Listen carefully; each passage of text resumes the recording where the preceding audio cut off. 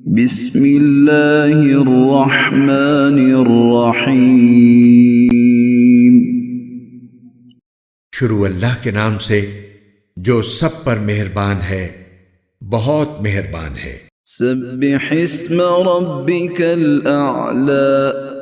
اپنے پروردگار کی تسبیح کرو جس کی شان سب سے اونچی ہے۔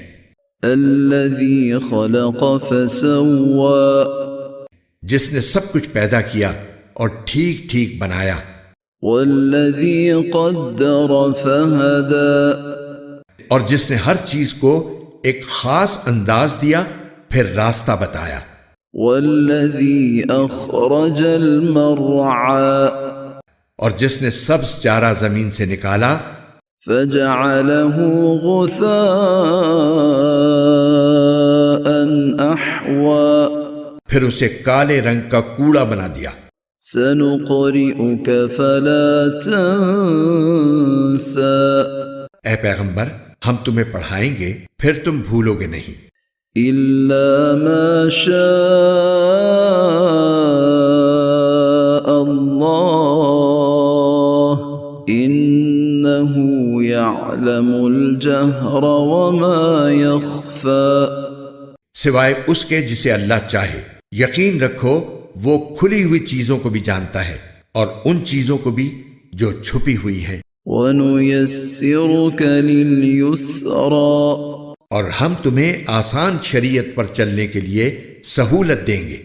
فَذَكِّرْ إِن نَفَعَتِ الذِّكْرَى، لہٰذا تم نصیحت کیے جاؤ اگر نصیحت کا فائدہ ہو۔ سَيَذَّكَّرُ مَن يَخْشَى، جس کے دل میں اللہ کا خوف ہوگا وہ نصیحت مانے گا۔ وَيَتَجَنَّبُهَا الْأَشْقَى، اور اس سے دور وہ رہے گا جو بڑا بدبخت ہوگا۔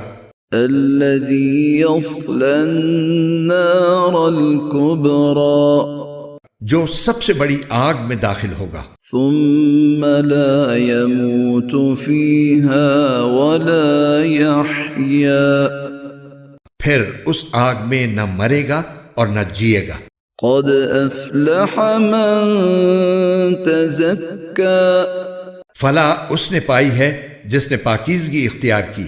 وذکر اسم ربہ فصلی، اور اپنے پروردگار کا نام لیا اور نماز پڑھی۔ بل تؤثرون الحیاة الدنیا، لیکن تم لوگ دنیاوی زندگی کو مقدم رکھتے ہو، والآخرة خیر وابقى، حالانکہ آخرت کہیں زیادہ بہتر اور کہیں زیادہ پائیدار ہے۔ ان هذا لفی الصحف الاولى، یہ بات یقیناً پچھلے آسمانی صحیفوں میں بھی درج ہے۔ صحف ابراہیم وموسیٰ، ابراہیم اور موسیٰ کے صحیفوں میں۔